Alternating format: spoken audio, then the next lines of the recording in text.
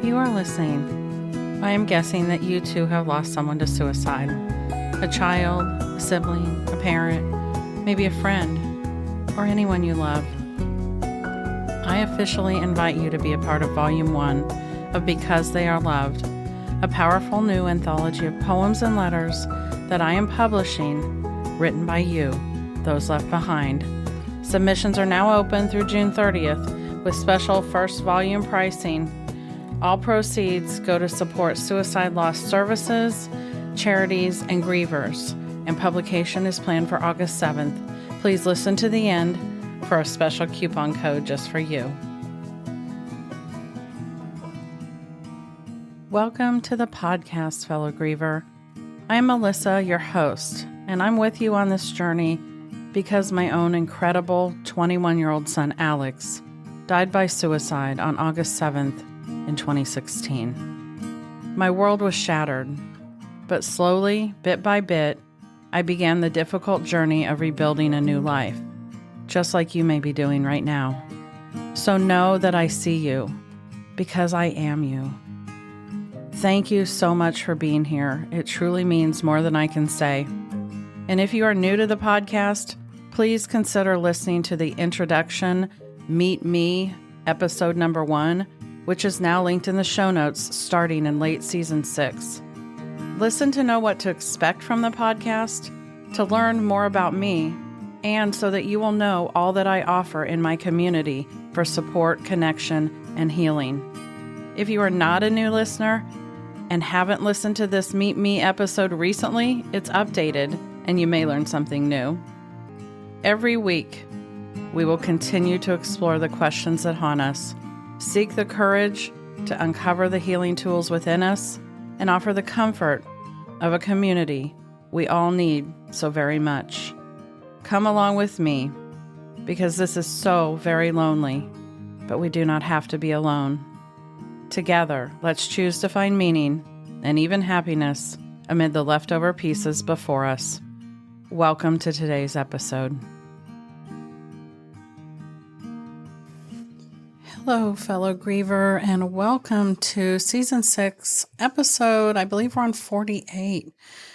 And yeah, at some point I got to wrap up this season, right? But today, I speak with a young woman who's just amazing. Her name is Lauren Wood, and she is a super brave third-year human services student at Northeastern University in Boston. She's passionate about social justice, equal mental health access, and naturally suicide prevention, which is what brings her here.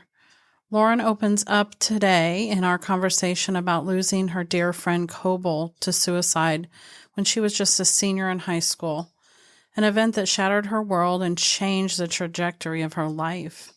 Now, years later, she's leaning into the hard work of healing while actively building a future in advocacy and mental health support. Like me, I think you will find her honest, vulnerable grace to be refreshing. She brings such an amazing young voice to this conversation while keeping Coble's light alive and illuminating the often silent journey of grief that the young people and friends carry after the loss of our loved one by suicide. This is a conversation about love, loss, and growing up too soon, and the power of reclaiming joy. We talk about everything from the impact of losing her close friend to suicide and how that went as she navigated all of those emotions as an older teenager into young adulthood, the role that therapy and healing has played, the importance of being honest and raw. We also talk about, and she gives a special shout out to a friend who recently interviewed her for a suicide loss documentary that the friend was making. She talks a lot in such a way that it just speaks to my heart. She talks about her mindfulness journey and what that's teaching her about healing and compassion, not only for others, but for herself. And she even talks about bridges back to parts of her old self. And we kind of end up talking about music because that was such a special and relevant connector to her and her friend Coble, just like music plays a part in so many of our relationships, not only from being young, but throughout our life. So be sure to listen clear to the end of this chat to hear our talk about this generational divide about music and how we can still come together. And then why she's still always feeling peachy when she thinks of Coble. Thank you for this conversation, Lauren. It was just my pleasure. And let's get on and dive right into our conversation and welcome Lauren. Hi, Lauren. Welcome to the podcast. It is my absolute honor to have you on. I absolutely wish it wasn't this reason, but I'm really glad that you reached out. And as everybody just heard, we are about to have an interesting conversation from a friend's standpoint, which hasn't happened a lot on the podcast, and there's such a need for it. Welcome, Lauren. Thank you so much for having me, and I feel so lucky to be on here with you. It's all my pleasure. I'm really fortunate to have you step forward and do this. So you are on because in 2021, in October of 21 to be exact, you lost your dear friend, one of your very best friends, Coble, to suicide. Would you share with us your lost story, Lauren?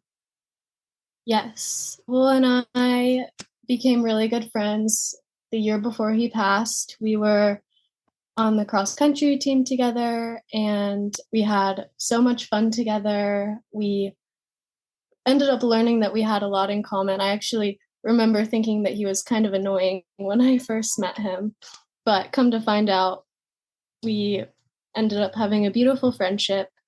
And towards the end of his life, he was struggling with a lot of mental health issues, and his family decided that it would be best for him to go to a 2-month treatment program in Maine. And on his last day in Charlotte, where I'm from, we weren't in Charlotte. We ended up driving to UNC Chapel Hill in his dad's convertible, and we ended up going to see a football game, and it was such a fun, amazing day. He met a lot of my friends who went to Chapel Hill. I got to spend some good time with his parents, which I hadn't really done much of. And we talked about the future all day, about what it was going to be like when he got back. And I remember his dad telling me maybe a few months after he passed that he looked over at me and Coble in the student section, and for the first time in so long, he felt like he didn't have anything to worry about. So it really was a really nice last day together. And it was supposed to be our last day together for 2 months. And so that night they dropped me off at home, and I got to say a goodbye. It wasn't really the goodbye that I thought it was going to be, but gave him a really tight hug and went into my house. I was crying. I was really going to miss him. And then I went to bed, and the next morning I woke up to a really long message from him. But, when you haven't, nothing can prepare you for any of this. It didn't even cross my mind that he could have been. Yeah. So I ended up going to church with my family that morning, and I had responded to his text thinking that he would answer me. And I ended up seeing a text from his mom on my mom's phone at church that said, "Sweet Coble took his life last night." And I guess the only way I can really describe how I felt was like my heart had just fallen out of my body. And it was just awful. And I guess then his note to me kind of made sense. Was his note his text, Lauren, or did he leave you a separate note?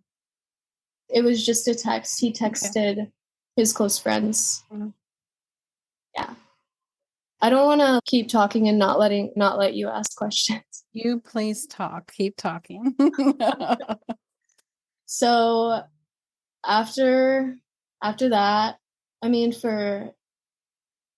it was pretty intense for the first 6 months to a year.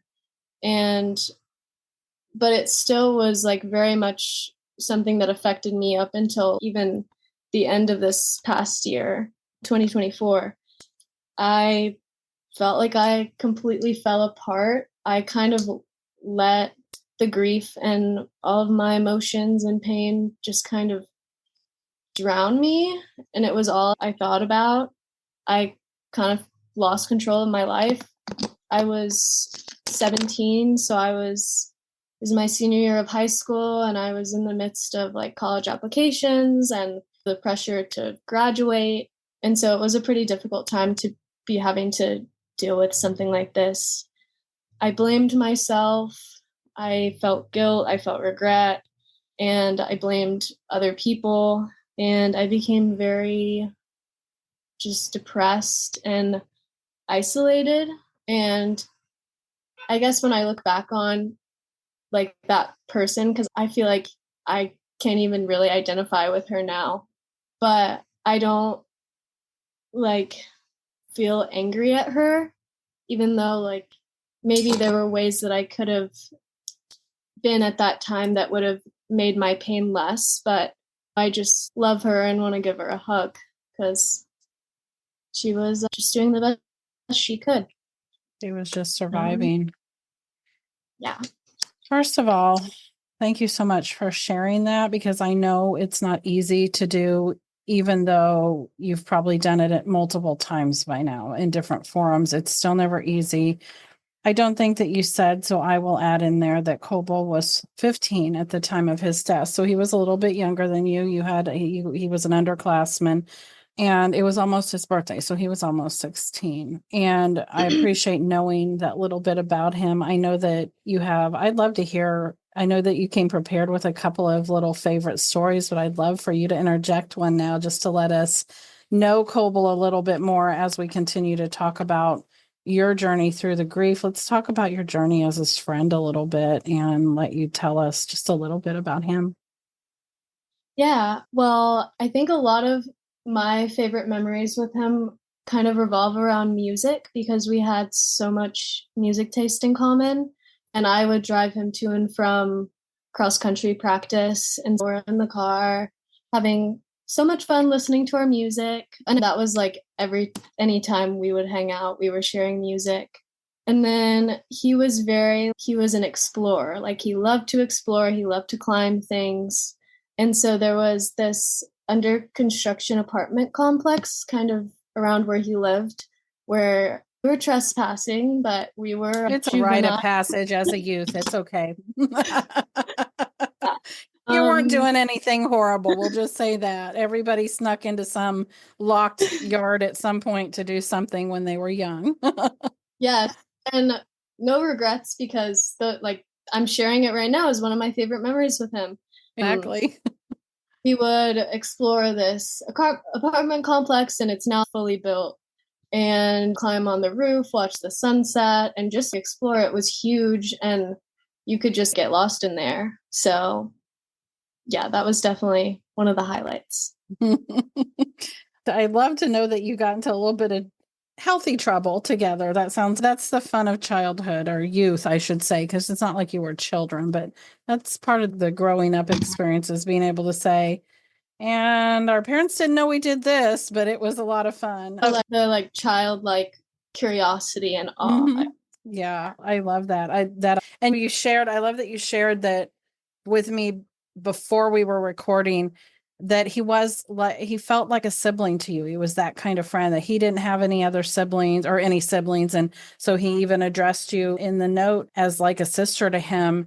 And it sounds very much like you guys got into that best friend sibling kind of space with each other, which is even more of an impactful thing as to why this took a while for you to unwind. So I would love you talked about how you found out that you got the text from his mom. In the days and weeks that followed, I'm assuming there was a memorial service of some sort. The days and weeks leading up to and around the memorial, I come at this from the standpoint of being the mother. And so I know that we were 100% immersed in our household with all the planning and doing all the things. And my other children were also immersed in that, and then immediate family. And yes, some of the best friends, although in Alex's case, Alex was no longer in high school. So a lot of his friends were also at college. So they were not necessarily all home. Alex had just gone back to college for the fall, and they had to then make treks home to come back for the memorial service or whatever. So in other words, they weren't like at their parents' house where they would have just come over. So I didn't really have his friends there as part of the daily interaction that was going on those first few weeks while we were trying to plan and memorialize. I did have his very best couple of friends that I was in contact with, but by nature of how many family you have around and stuff, sometimes it just feels like it's just that immediate family. How did you feel during that time period as far as a friend? What significance or relevance do you feel like you played in that role? And I know you're not making any judgments as to how you might have been included or not included. You're just sharing it because I know looking back, I wish I'd done some things differently, but I did everything the best that I could with what I was given under the circumstances, which was something you have no way to prepare for as a parent. Like I was barely functioning, let alone being sure I was handling it all correctly. And I'm sure those are some of the things that maybe came out later too, as far as you realizing those things. So talk about that a little bit, if you would. Yeah, so I was home and he, like him and his family lived 10-minute drive from me. Ended up seeing his parents a pretty good amount in the months after he passed. It's definitely harder now because I don't live in Charlotte anymore. They've moved. It's harder to stay in touch, but we still do. But I definitely felt like I was kind of a part of things. I spoke at the vigil at the school, which was the day after he passed, and then at his celebration of life service, which was difficult, I'd say, because in those early days, you're still like, you're in so much shock that probably haven't even begun to process it. And then you have to write about it's really hard to find the words and you want to do them justice and speak to them like how important they were to you. But I'm glad that I got to be a part of that. I think what was most difficult for me in those weeks was that because we were in high school, it was very much, I don't want to say a trend, but it almost felt like it was all over social media, especially like that first week. And I should have just deleted it and put it down, but it was incredibly overwhelming. I had people like reaching out to me and saying like, why did he do it? Like, why did he do that? I don't know. I think it's hard, like being in the generation that like communicates in so many ways on social media. And so I think that's is obviously going to intersect with something like this, especially at the age of 17. Yeah. So that was frustrating and overwhelming, but I'm glad that I got to be a part of the ways that he was being honored at that time. I'm curious to know, we didn't talk about this, but I told you sometimes things come up that I don't have any way of planning for. You're along for the ride. The ride that can be me bringing up random things, but I don't think it's anything that'll be uncomfortable. I think it'll be welcome and educational. I'm curious at how your high school handled it because I hear all sorts of, it sounds like they had a vigil. So it sounds like they allowed you to acknowledge his death and how he died, but your experience is your only experience. I've heard lots of moms from many different places all over the country, including places like Canada, not just our country, talk about their child's, if their child was in high school or sometimes even college, how the reception can be very different. Some handle it very well, some handle it middle of the road, and some handle it very badly. And that can be a detrimental to the students and even teachers that are, and especially the parents that are left behind, and how that's handled. Do you feel like your high school, where did they fall on that spectrum as far as how they handled it? Obviously, he wasn't a senior, so they didn't have to deal with how to handle it graduation thing, which can be a really touchy thing for some high schools. They don't do it well all the time. But how did your high school do with that? I can't say that I'm not like I'm definitely biased because I think at the time I was so angry about everything. So I think like the way that I look back on it, like I don't think that they handled it well. And I think everyone's kind of learning as they go along with these things. It took a lot for them to get permission to have the vigil at the school, which like it's great that they did. And I think it was a good opportunity because I think it was such a like a school-wide experience almost that like everyone was kind of mourning together. But it was definitely overwhelming. It was like the day after and there were like probably 1,000 people. I went to a huge school, but like 1,000 people in the quad. And after I spoke, I remember like walking around, speaking to some people, speaking to some of his friends, and I could like hear people talking about me. And it was just like, I don't know. It's hard to even like fully remember. Yeah. But I will say that I think there was some frustration. I'm sorry, go ahead. No, you go ahead. Sorry about that. Oh no, it's okay. I will say that like the cross country team, I think they did a run in his memory the day after, but I was very disappointed with how the coach handled it. He didn't really say anything, and he was aware because of Coble's parents that Coble had been struggling and had been kind of losing his love that he had all his life of running. And so that was disappointing. And I think we're going to talk about like the way that what people say can really affect your experience. Like I had my school counselor like referred to like suicide as like a yearly casualty at the school, and it's just something that happens every year and this is just what we have to deal with, which I thought was casualty. Yeah. Wow. Yeah. That's incredibly insensitive in general, but to say it to another student who's grieving the direct loss of her friend, that's unbelievable. I guess I shouldn't say it's unbelievable because I've come to believe a lot of things, but it's really reprehensibly sad that happened, a yearly casualty. I'm so sorry. Yeah. Some people just don't understand. I don't think anyone means to like make things worse, but they do. Yeah. For sure.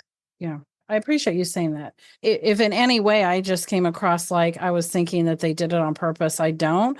I just think it's interesting to me that people, especially that are in positions of power where they're supposed to be providing support and compassion, especially to young people, developing young people, that they don't take the pause to do better, to handle it better, because that to me is somebody that absolutely should have the training to do better. I'm just going to say that. We don't have to let everybody off the hook. We can sometimes say, do better. They need to do better. Yeah. Because they should know. Yeah. Unfortunately, that may be something that they're dealing with, but I promise you, they wouldn't be that nonchalant about it if it was their child or their best friend. Yeah. Okay. So talk to me, because you're right. We are going to, it's a really good time with coming on the heels of some of those emotions of how the school handled it. To me, that set the stage for you kind of, and then what you were going to deal with in the next couple of years of the emotions being all over the board and some of the emotions that were permeating in the beginning, and then lead into how you found yourself dealing with that after that, because you have obviously come to a much different full circle space at this point, but it's been a heck of a journey to get there over the last, well, not quite 3 years, but 3.5 years.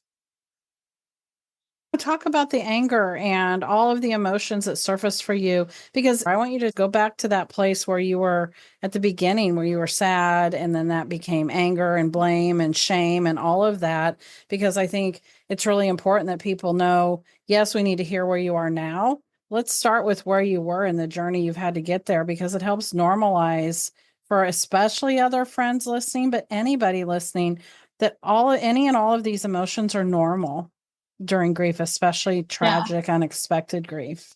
Yeah. Yeah. I guess I can start this off with one of my close friends is a film major, and she's doing a documentary for the final exam for one of her classes, and she asked me to be the subject of her film. And it was pretty good practice for what we're doing right now, just to kind of tell the whole story. But she interviews me in the documentary, and her name is Dominique, by the way. I want to give her a shout out. But I'm very proud of you, Dominique. Yes. But in the interview, she asked me, what was the most surprising thing for you through your grieving experience? And for me, it was kind of what we were just talking about, that there are so many external factors, a lot of which are the actions of other people that you're interacting with. When you're like a shell of a being, you're an incredibly sensitive soul at that time. And so the things that people say, they never mean to make things worse, but you're not like maybe right now, if someone said something to me that was insensitive, I would be like, okay, like that was insensitive. Like, I'm not gonna let that get to me. But you're in like a hurricane. And so I think that was most surprising for me. I don't know if necessarily everyone has that experience, but for me, because I was very much like holding on to things that people said and things that people did that I thought were disrespectful, and I developed some intense hate, which didn't feel good for me, and it wasn't healthy, and it wasn't making me feel good, but it's all I could manage to do at the time. You sure don't have to tell me, and you specifically don't have to tell me names if you don't. I'm not going to tell you can't. You do whatever you want. I'm just telling you, do you mind saying what some of those relate? Who were you? Because it might help. As much as you're willing to divulge, it might be helpful for other people to hear, oh, she was angry with so-and-so also, or whatever, like without, like I said, specifically calling anyone out you're not comfortable doing that with. Are you comfortable saying some of the relationships that were difficult, or some of where the anger was directed? Yeah. So Coble was struggling. He felt very alone. And there were people who, I even remember like on the last day, we were just talking about some people who he felt kind of disappointed by, and they weren't putting effort into their relationship. And it was really interesting to see the way that those people acted on social media. People in his life, people that were in his life that were causing him hurt. So therefore you had some blame afterwards in your mind for they contributed to his mental health state. Yeah. And you really can't sit and blame, but it's so hard not to, especially because like we've been saying, like the why question of suicide it's always echoing in your head, especially right after the fact. It's something that doesn't make sense, and our like rational minds want to make sense of everything. That's like how our brains work. And so yeah, I mean, there were just people who kind of acted like they were his best friend after the fact, but that really wasn't the case. There were some kids on the cross country team who weren't very nice to him. He was younger, and to be fair, he was like kind of a crazy kid, and he was struggling a lot with his mental health towards the end of his life, and so he wasn't necessarily making the most respectful decisions. But I think the reaction of other people, coaches, other students, kind of pushed him further and made things worse for him. And then, of course, there's the people who just say like the craziest things. I was telling you about this. Yeah. Please share some of those things, because people do say, there's not a person listening that won't be nodding their head saying, oh, the things people say. I've often said there should be, sometimes people are like, that could be a chapter. I'm like, that's a book. I feel like it's a book. The things people say to grievers that they shouldn't say, and yet they say anyway. What are some of those things?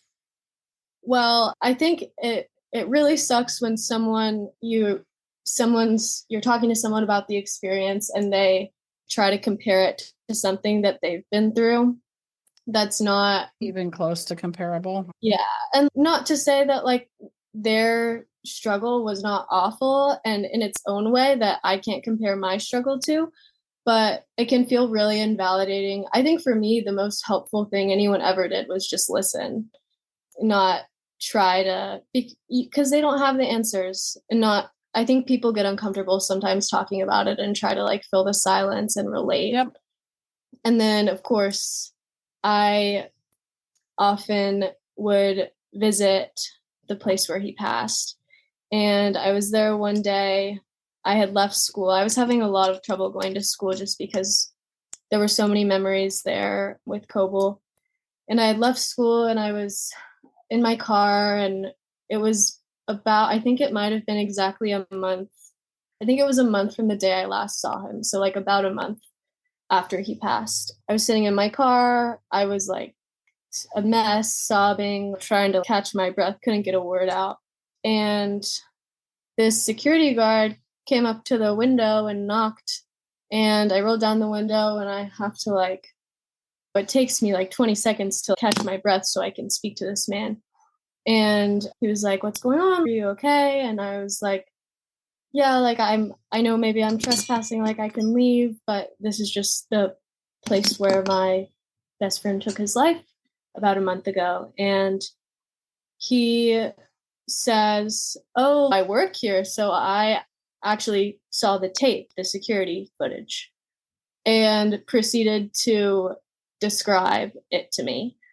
And my brain had kind of, I guess, naturally painted some sort of picture of it anyway, but it was incredibly, I don't know, just like Insensitive, shocking, insensitive.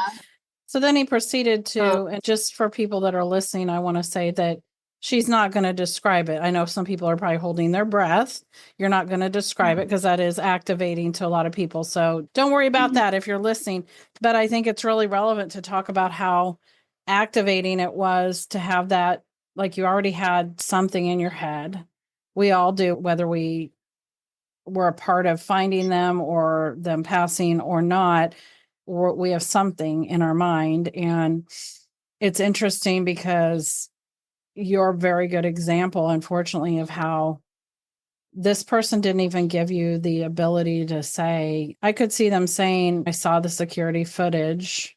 Well, I really can't see them saying this, but if they were going to say this, I wish they would have said, "I can tell you what I saw if you'd like to know." And then you could have had the opportunity to say, "Oh, no, I don't want to know." But they don't know you from Adam. So maybe it's something you would like to know. Maybe there's a part of you involved that would want to know forensically, or who knows. People have all sorts of interests and we all process things differently. So for you to not be given the opportunity, and I'm only saying that from a mother standpoint, because I will tell you that from a parent standpoint, I could see it going either way. I could see a parent saying, "Please tell me." I could also see a parent saying, "Please, God, don't tell me." But you should have been afforded that same luxury. And he just told you, right? He just told you. Yeah. People just, yeah. You don't have to be like grief or trauma informed to know not to do that, but not everyone does, apparently. And I know he wasn't trying to make anything worse, but that's the thing. You're so sensitive at that time, and so that was hard. Yeah. I'm just, when you first told me that, I was so shocked, and I'm still shocked, because it's one thing for somebody to, it had to be his way of wanting to get it, I don't know, to share it because he was a part of it. I don't really know. I think about things like that sometimes, and I think when we talk about the things people say or share that they shouldn't, I always wonder, like you said, you have to hope that there was nothing malicious behind it, that he was just out of nerves, or like you said, just oversharing. But then the part of you goes, wouldn't you, looking at a young person, you were 17, 18 years old, wouldn't you feel like restraint would be more where you would go versus oversharing in that situation, with it being something so traumatic?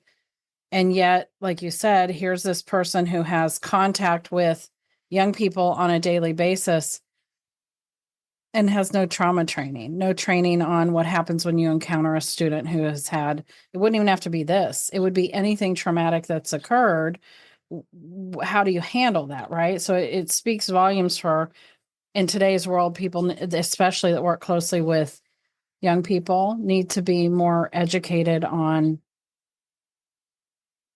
trauma sensitivity and how to handle these things. You didn't even ask permission.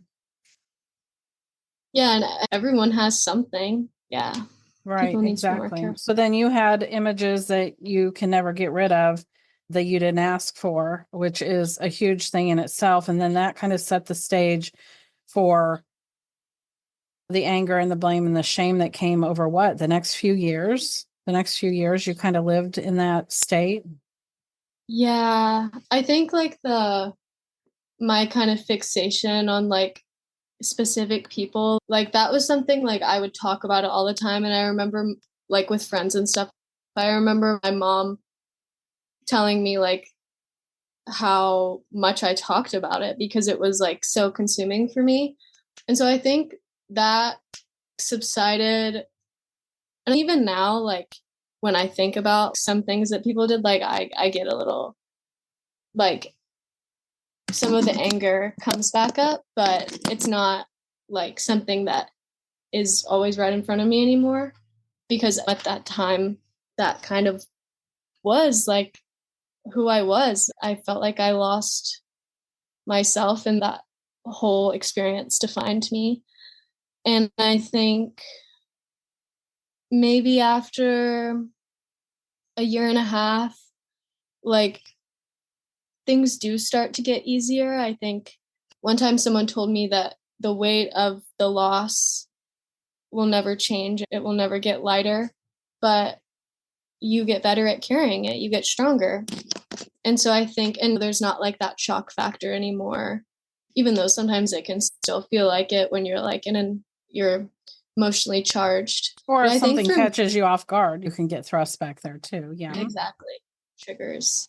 But I think for me, at a certain point, the development of my depression like was because of my complicated grief and traumatic stress symptoms. But I think at a certain point, like I had been living that way for so long and just so sad and not excited about my life because I just felt like there was so much to be sad about, and I just got stuck in it and I couldn't find a way out for a while. Here I am now. So that's what I want you to talk about now. So I feel like, well, one, there's a couple of things that you said that I want to touch base on a little bit, because part of the reason having a friend on for me as a mother is so interesting is because I think I told you this. I've had one of his best friends on early on the podcast, Nick. And then I've since also had 3 friends, 2 of which were Alex's and one which was a friend of another community member. And she was a young woman too, like you. These other boys were a little bit older because Alex is older. They were in their late 20s. They weren't old by any stretch of the imagination, but they were older. And to hear these friends talk, it was so eye-opening to me to realize how impactful this is on your life, because I think so many people assume that it impacts the family. They know that the friends miss their friend, but I almost put that in air quotes, right? To hear even all these years later, at the time it was 7 years later when I did this roundtable episode a couple years ago, and these young men of Alex's loss were 7 years later. The young woman was pretty close to where you are. She was like at the couple of year mark. You're at 3.5. She was probably at 2 at the time we did the podcast. And like you, was going on to find her life influenced even in the career trajectory that she was on. And that, like you said to me, and I don't want to fill in all of the blanks, I want you to be able to do it, but that you don't know that you're on a lot different career path than you would have been on, but it's influenced how you feel. And so now I would like you to go to when you started realizing how unhealthy some of the mindset was, because this was all encompassing. Because I feel like so many people think, okay, this is affecting the family every day, But people don't stop and realize that this friend was a part of your everyday life. It was affecting you every day also. It was very present for quite a while. So it had an influence. But at some point you realized the balance was completely off, that you were mired in the depression, or I don't want to label and call it, but you were mired in the sadness. You were mired in the anger, the shame, the It was blame. depression. Okay. And you had to then start to unpack that, and you had gone to college. So talk about after high school and how the next few years unfolded and where you are now.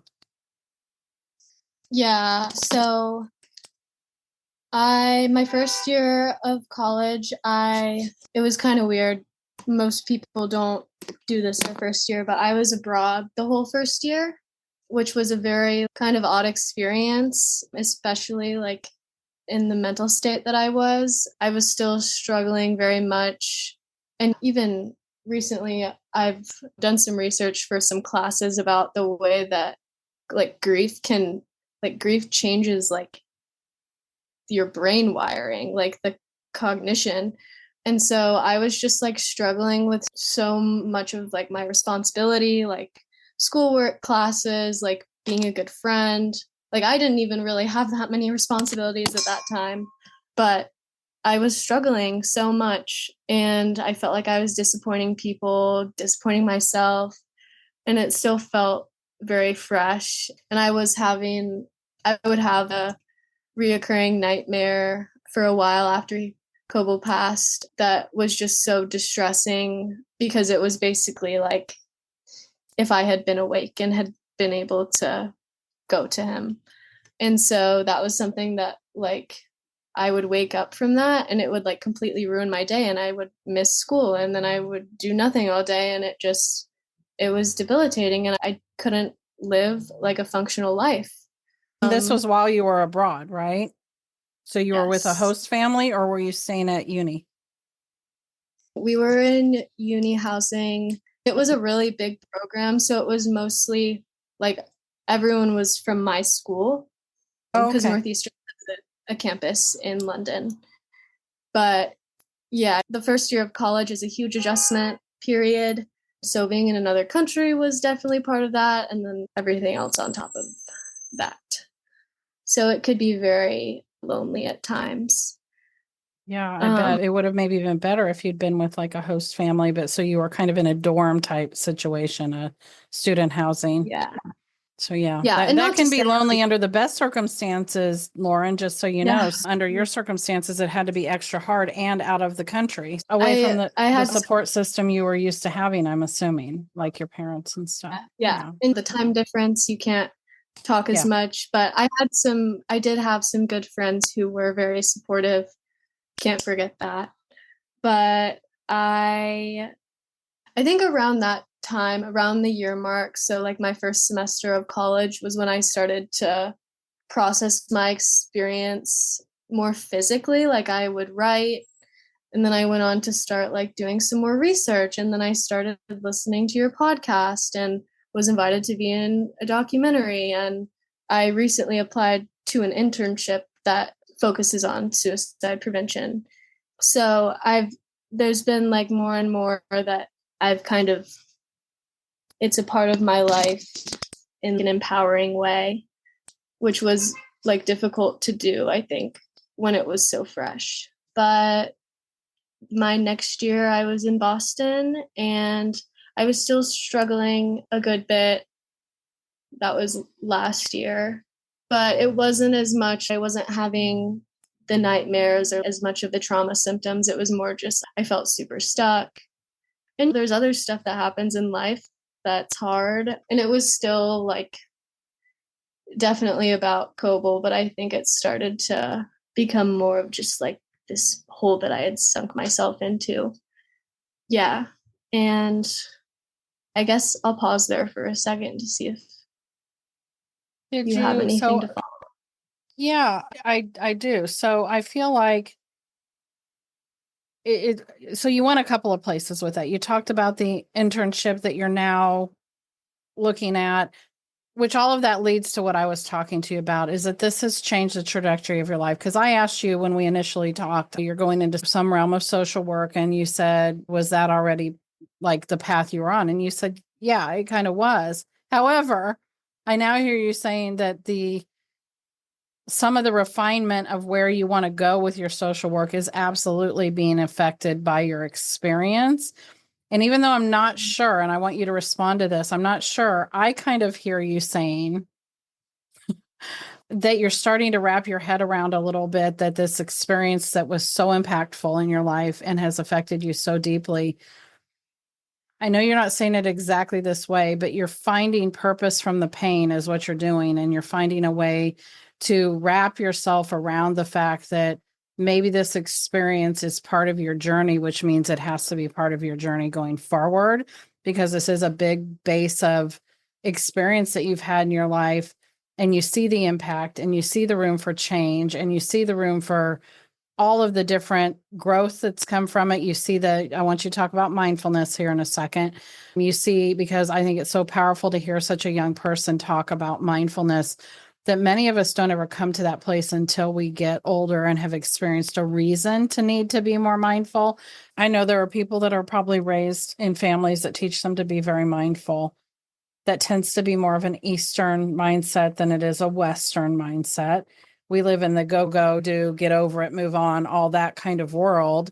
And we're very grief illiterate. We're very trauma illiterate in our Western society, and we don't handle grief and loss very well. So you take all of that, and then you take your young person who's supposed to be springboarding into whatever fun you want to do, all the growth and learning, and yet you've had something that's so tragic and so life altering occur. And you could just bounce along and try to go about the whatever path, but you're kind of leaning into this, even though you don't have to, right? I shouldn't say that. It almost feels like you have to, from what I hear you saying, but you're not begrudging about it anymore. You're almost embracing it without it sounding like you're glad. That's not what I'm saying at all. But you're choosing to embrace what you can't change. You're choosing to embrace what happened and what you can take from it and move forward, not only to maybe help others, but to continue to help yourself. And I want to let you respond to all that, because I think all that is a springboard for you to talk about your way out of the darkness, because you spent your first year or two in college only to realize, you know what, there's a light out there. I can walk towards that. So how did you get towards the light?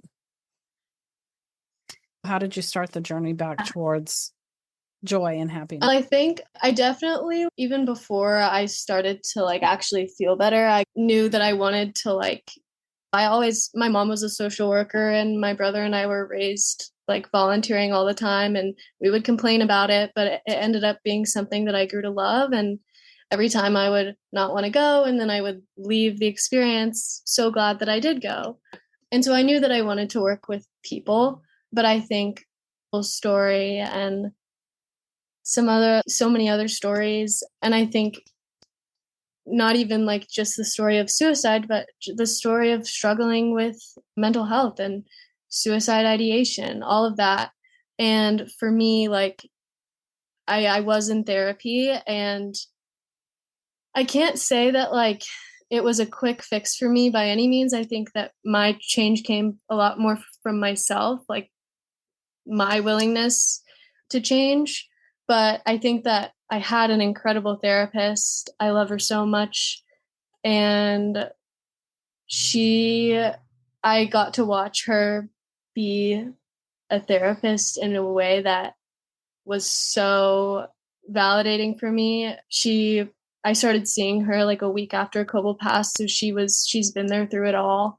And so I think seeing her do that so beautifully kind of inspired me. I don't know if that's what I'll end up doing, but maybe I'll end up being a therapist. We'll see.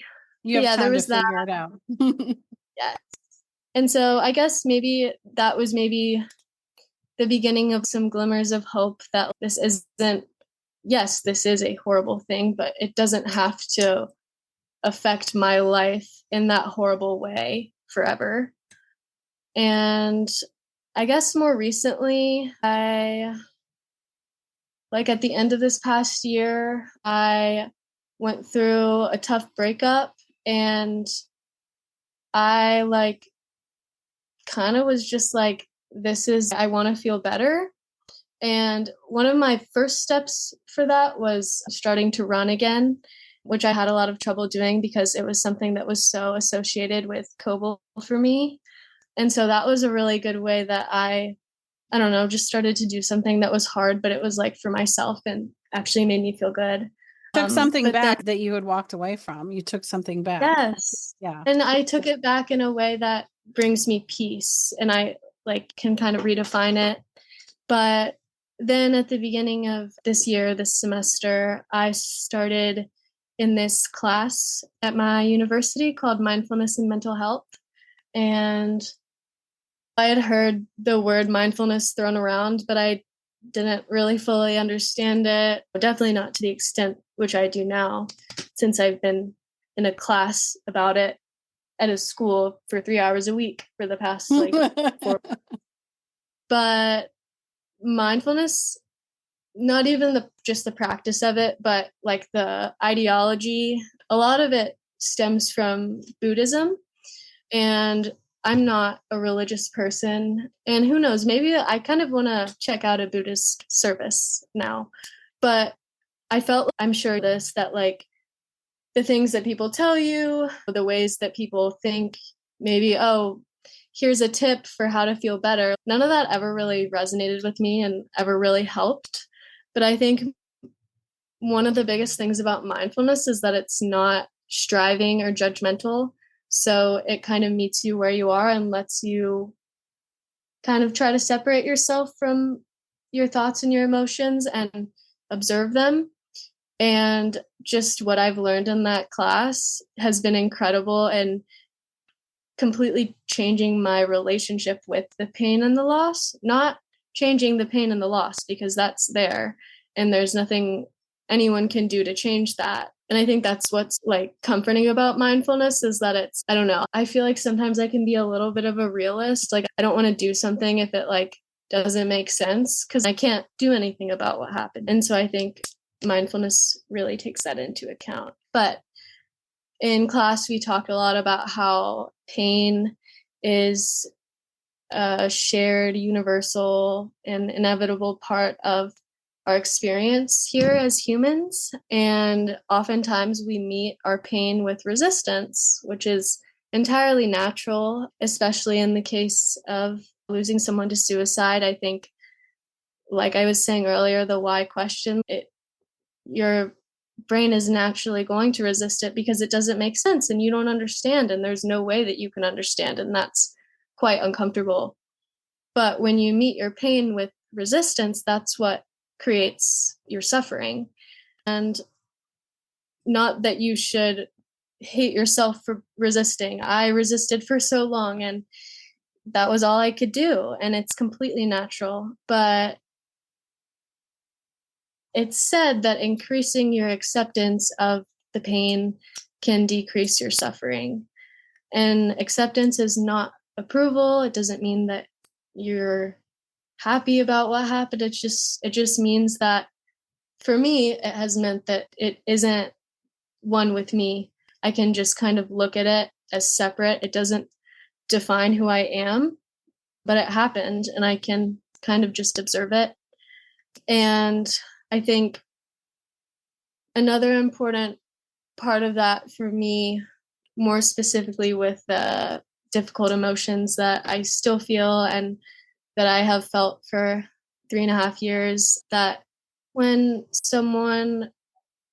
you lose someone to something as horrible and heartbreaking as suicide, what are we to expect other than that when we remember that person, you can remember the good memories, and that's a great part of keeping that person alive. But oftentimes when you experience that person, it's going to be painful and sad. And for me, even though in the moment when I'm feeling those feelings and I'm crying and it's so overwhelming, I'm able to appreciate those times and I've grown to kind of love that feeling that I still get, because it's the way that I experience Coble now, and it's incredibly unfortunate and I wish I could change it. but I can't. And so I feel like I really learned to kind of appreciate that experience, even though it does hurt, because it's how I experience Coble now, and I love him more than anything. I never would have thought that I would be at that point, but I am, and it feels pretty peaceful. Good. I'm so glad. As we wrap this up, there's a couple of things that I want to do. I do want you to share another memory of Coble here in a minute, but I want to respond a little bit to some of what you said, because I know you're in college student mode and you're learning all these great things, and there's so much wisdom in what you're learning and the classes that you're taking for many reasons, but in helping you through this journey of grief that you're on. You said several things that were really interesting to me. You referred to yourself as, I think I may be a bit of a realist. I used to use that word about myself a lot since I was young, since I was like your age. I remember saying, oh, I'm a lot like my dad. I'm a realist.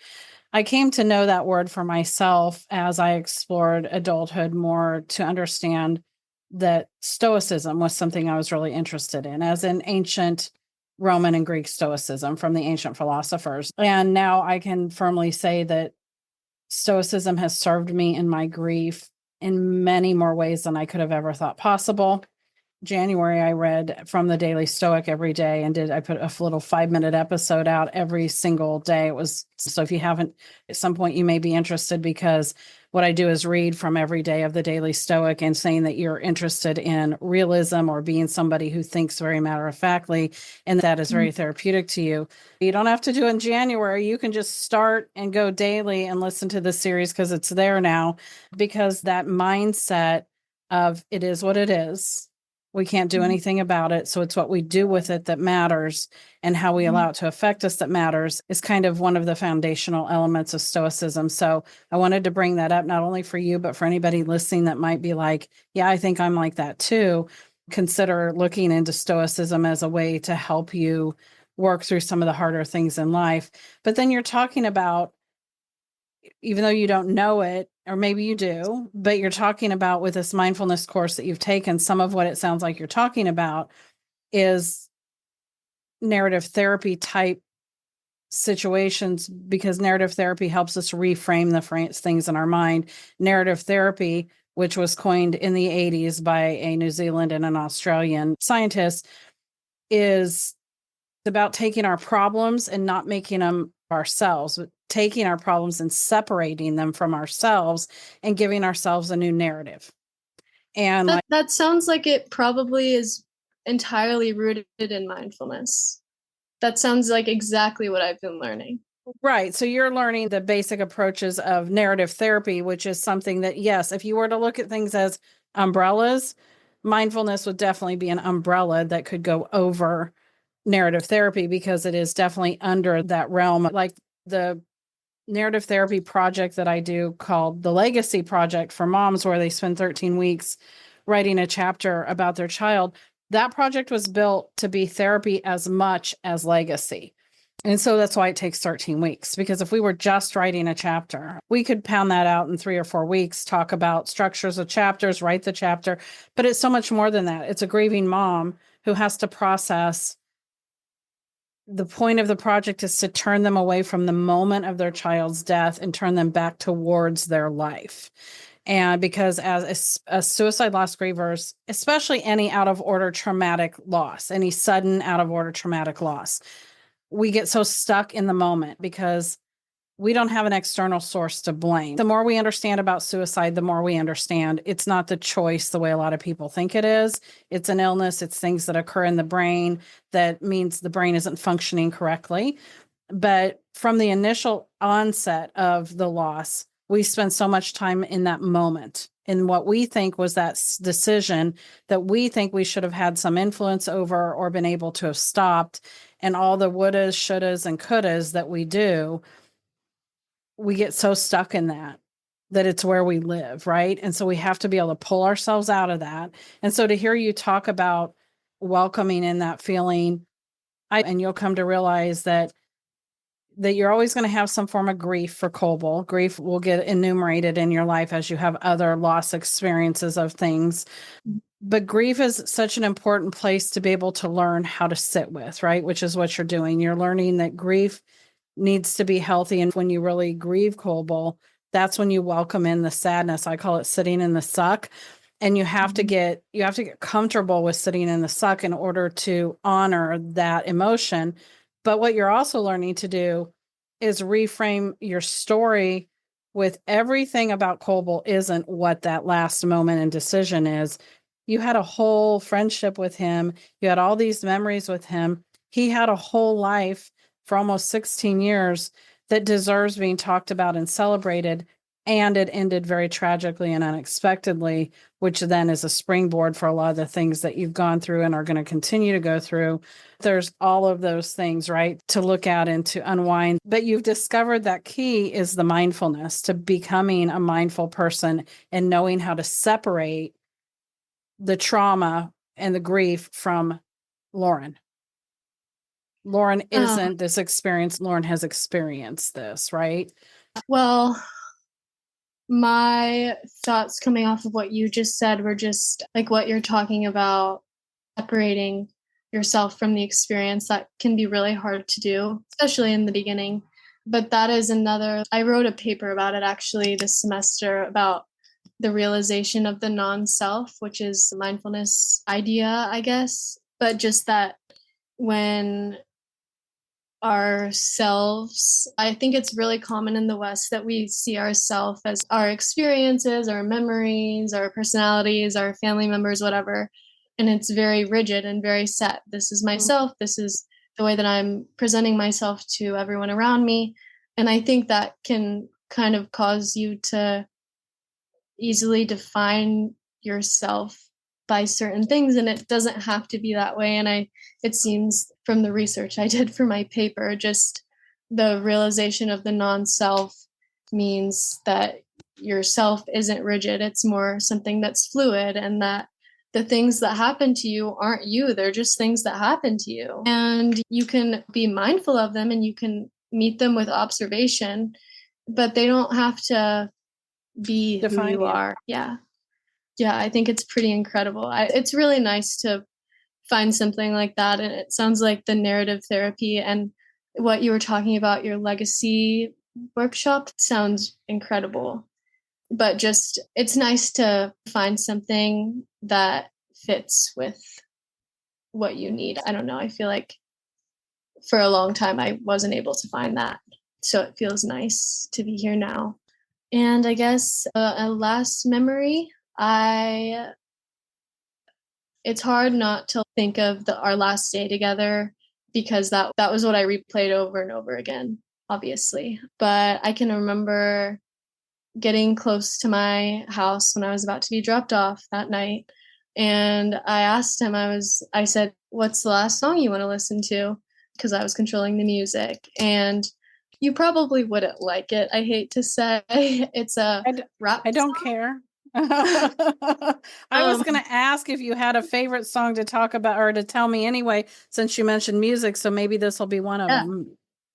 Yeah, well, Coble and I were pretty big fans of Playboy Carti, who's a rapper. But this song, it's called Blood on My Jeans by Juice WRLD. And it's kind of a sad song, but it was just one of those that we would listen to a lot together. And it is a sad song, but especially now because it was like our last one. But I remember he like laid his head in my lap, and it was a very like it was a final moment, but it felt very final because it was going to be that he was going to go away. Not going to see him for a while. Right. Yeah, exactly.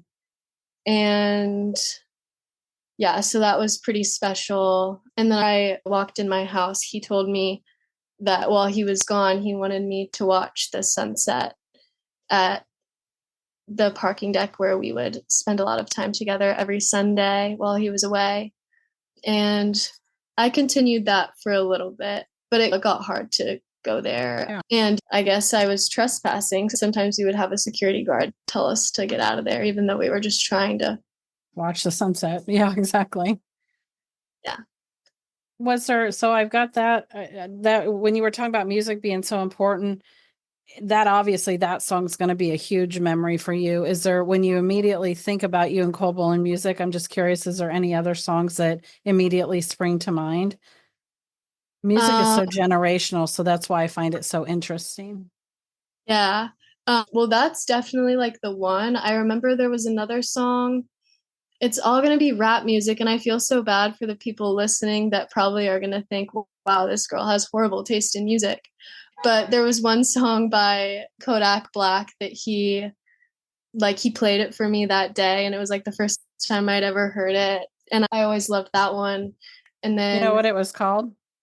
it was called Feeling, like feelin' without a G. Yeah. Peach. Feeling Peachy. Yes.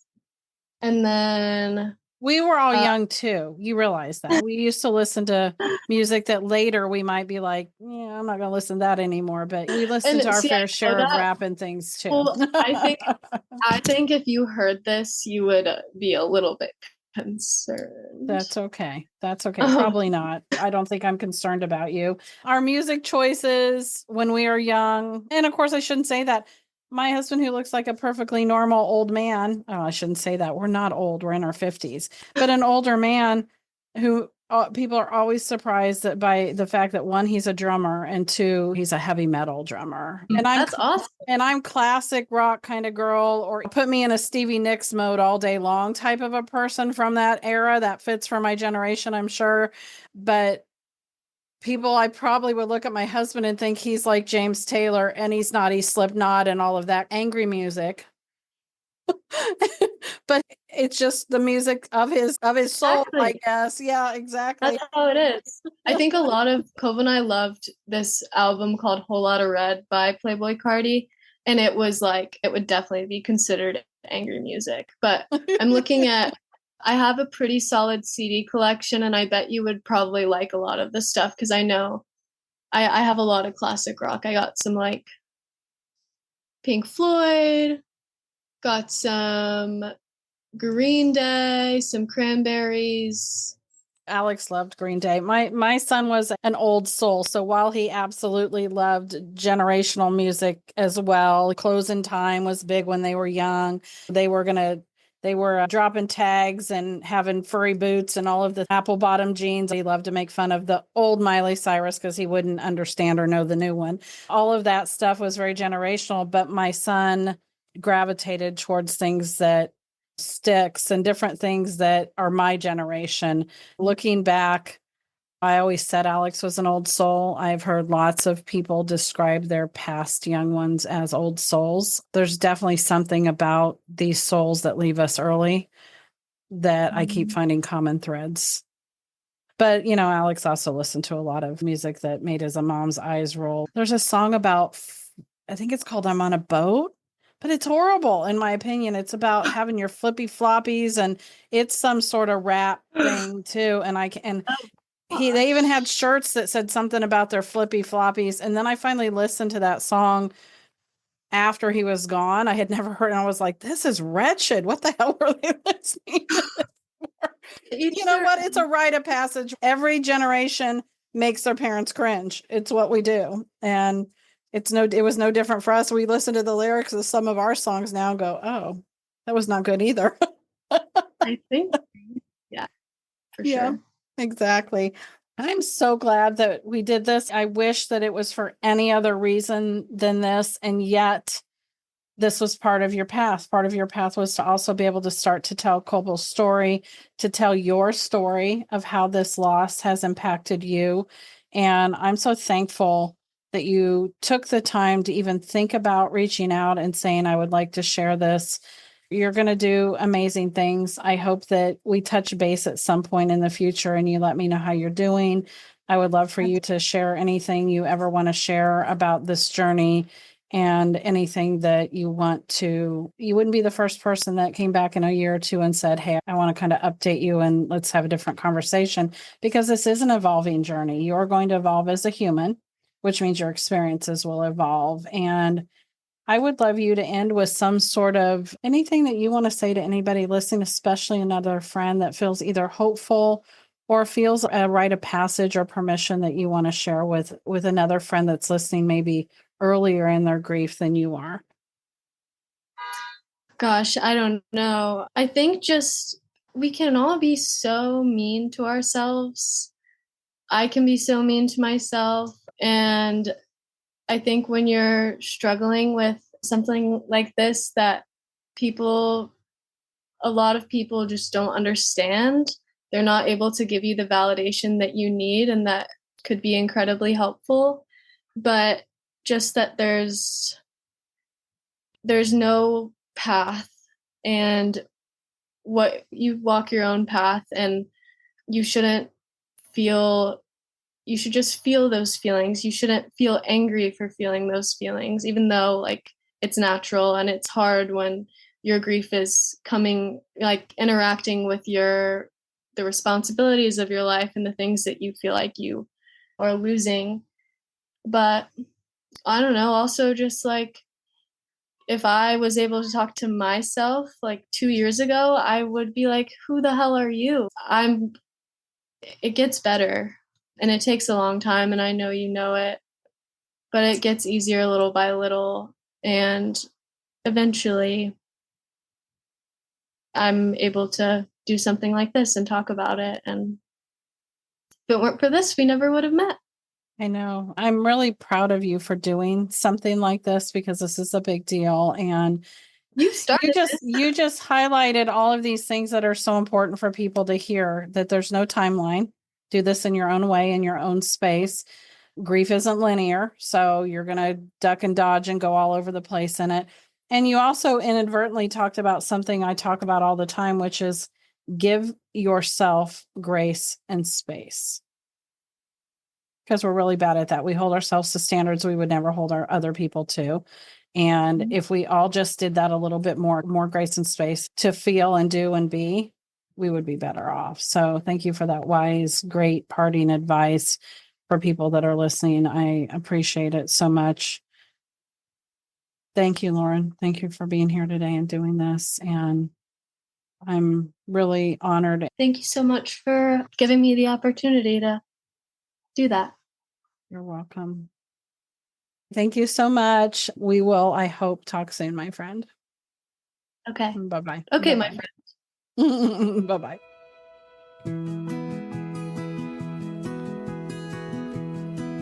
So, grievers, if you are still listening, in addition to that anthology book I talked about at the beginning, I also have a new Just for Bereaved Moms one-on-one coaching program called Destination Me that will help you release guilt and rebuild self-trust after a child lost by suicide. I have intended to start this one-on-one work for some time. Apparently now is the time. So reach out soon, as I only have a few spots available, but it would be my honor to hold a space for you. So now, as my thank you to you, I want to offer you 5% off of both of these offers I've talked about today, the Because They Are Loved poetry and letters anthology, as well as my new one-on-one coaching program. The coupon code for 5% off of either of these through June 30th only is podcast5. This is my thank you to you for being a listener. And remember, you're not alone. We are in this together. So thank you for joining me today, grievers. If today's episode resonated with you, please consider subscribing to get weekly updates when I drop new episodes. And please take a moment to rate and review the podcast with 5 stars, especially on Apple Podcasts. Your support helps so much because it's how others are able to find the podcast and this community. Remember, though it may feel impossible now, hope and healing are within reach. I invite you to connect further by visiting my website, theleftoverpieces.com, where you'll find support, legacy options, retreats, resources, online Zoom groups, and so much more. Together, we can navigate this journey of healing. We can put our hearts, our leftover pieces, back together. And as they say here in Puerto Rico, poco a poco, juntas podemos. Little by little, together we can. Take care and talk soon.